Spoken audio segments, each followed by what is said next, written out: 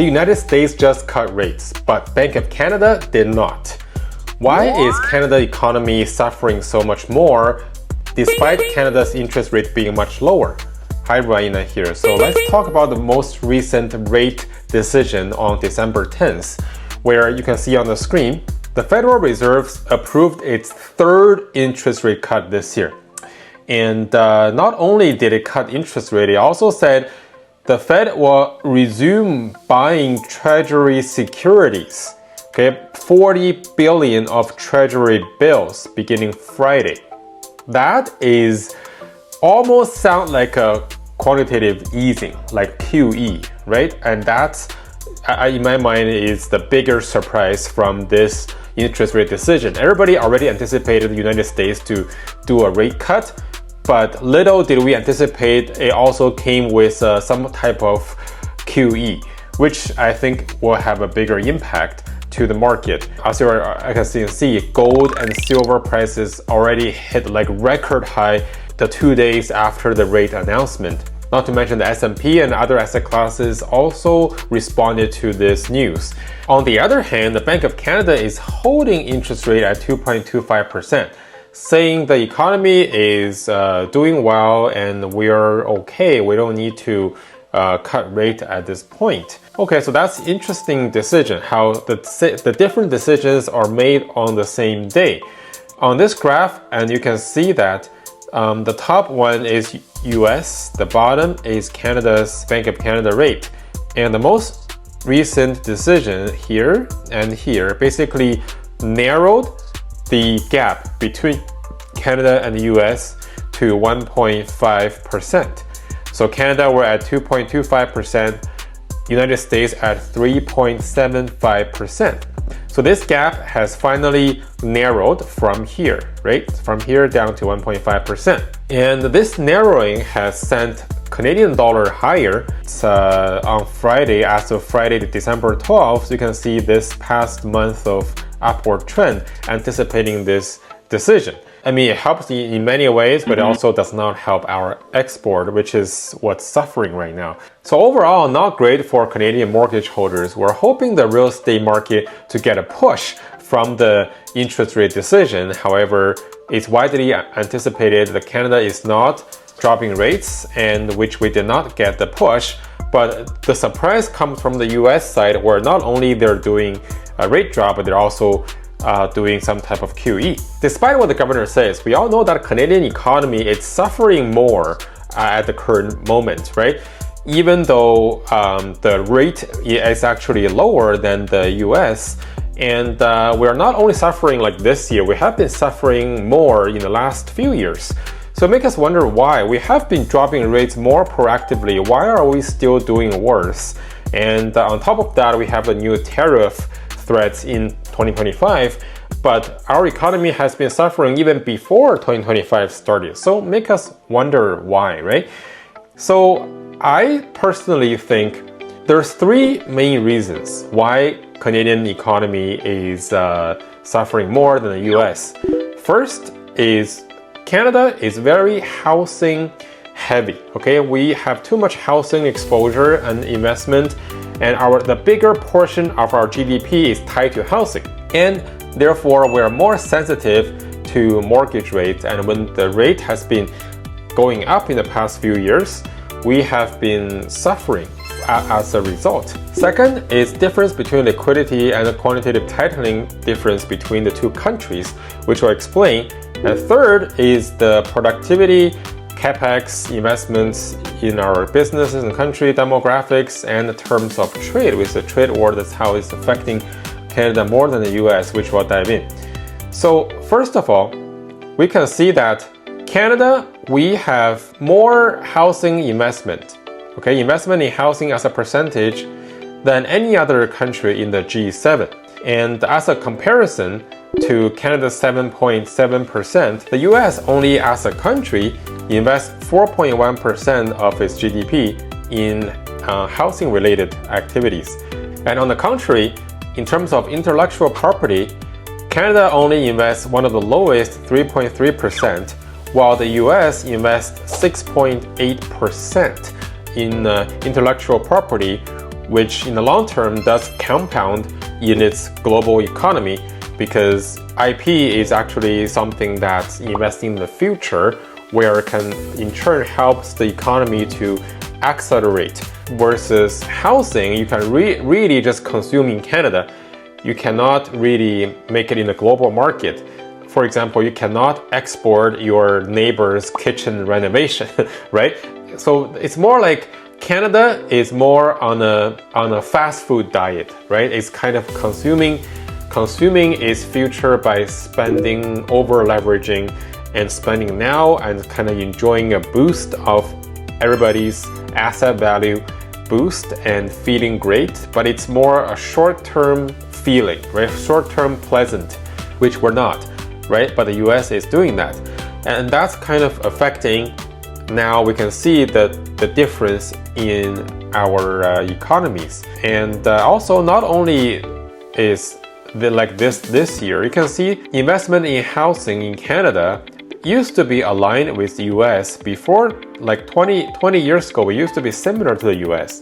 And before that, we had a bubble, right? 1990, we had a housing bubble. And then after the housing bubble bursted, our investment level in housing has been similar to the US up until 2005, before the financial crisis, where the US dropped and Canada just continued to invest in housing, like speculators, like, you know, just buying houses for profit, right? That's not even counting that. This is actually just investment in the housing sector.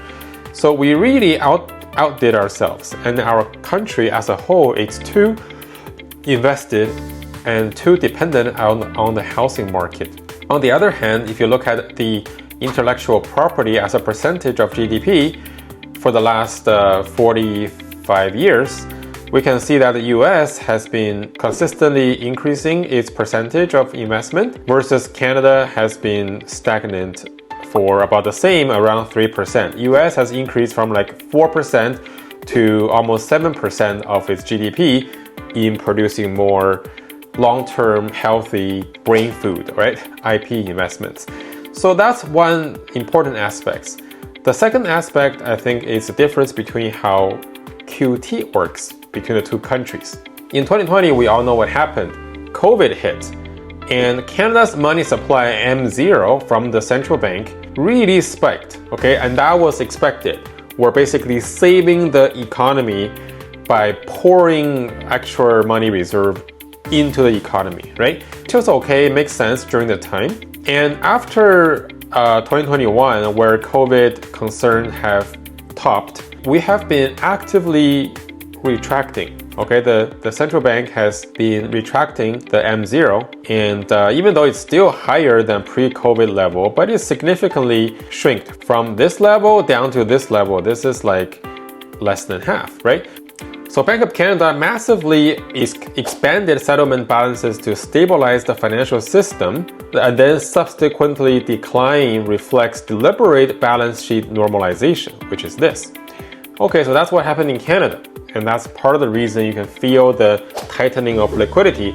And we all know when liquidity tightens, asset values tend to fluctuate more, right? And then in the US, same thing for the money supply M0. And after 2021, 2022, where the COVID concerns peaked, it actually did not keep dropping like Canada did. It actually kept the M0 on a similar level instead of a steady decline. Obviously, for reasons of US being a much bigger economy and having a much bigger global influence. It's also the US dollar is anchoring the global financial system. It needs ample liquidity to keep the system stable, right? Canada suffered more than the US after 2022 because we combined high interest rates with real liquidity withdrawal from that downward trend. And while we are in a highly leveraged housing dependent economy, while the US tightened rates but preserved abundant liquidity, like right here, and offset the shock with fiscal stimulus and stronger investment dynamics, like how it invests in its businesses, US invests in its intellectual properties, all the right investment, and also attracts a lot of investment from other countries. So that in itself explains these 2 points, the housing and the mortgage sensitivity as the economy, and also the liquidity and QT differences between the 2 countries, plus how the productivity of our country, our capex, Canada just like lacks investment. In the previous episode, we talked about how our businesses invest less than half of what the US business invests in themselves. Our demographics is changing, and our terms of trade with the US, the trading war also does not help. So that explains why Canada is suffering more than the US, despite our interest rate being much lower. So this is also kind of explains why our real estate market feels, especially in Toronto, where we're very concentrated with pre-construction closings. We have a flooding of supply plus a sluggish economy that's going to affect us more. So this gives us a big picture on why our economy is suffering more. And in terms of future, for the US, even though there's a rate cut, but it's a hawkish rate cut, right? They're saying that they don't anticipate more than 1 rate cuts in 2026, just saying 1 more cut in 26, another in 27. But I looked at the financial market is actually forecasting as of June next year, like mid next year, the likelihood of 1 rate cut is about 40%, but there's another 30% for 2 more rate cuts between now and June.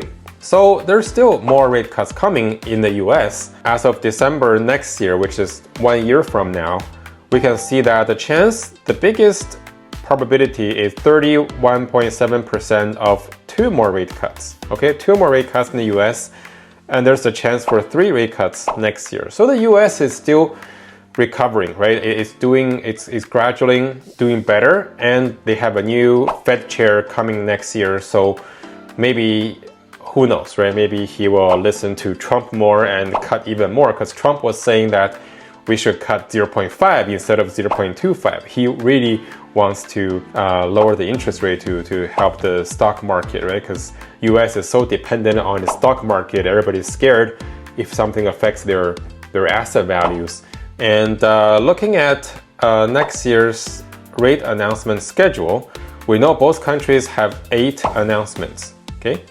And we can see that both are the same dates, January 28th, March 18th, April 29th. So same date between Canada and the US. This is Canada, this is US.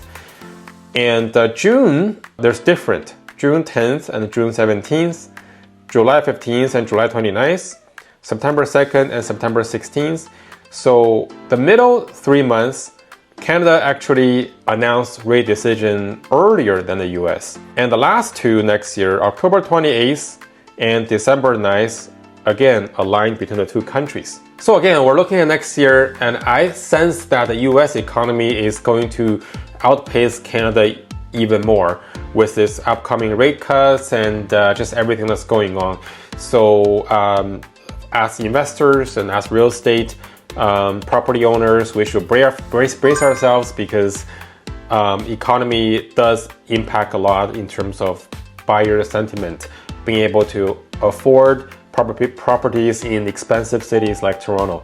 Okay, so just be prepared for worst case scenarios, and keep an eye on the data. Okay, so if you like this content, give it a like, subscribe. See you next time. Ciao.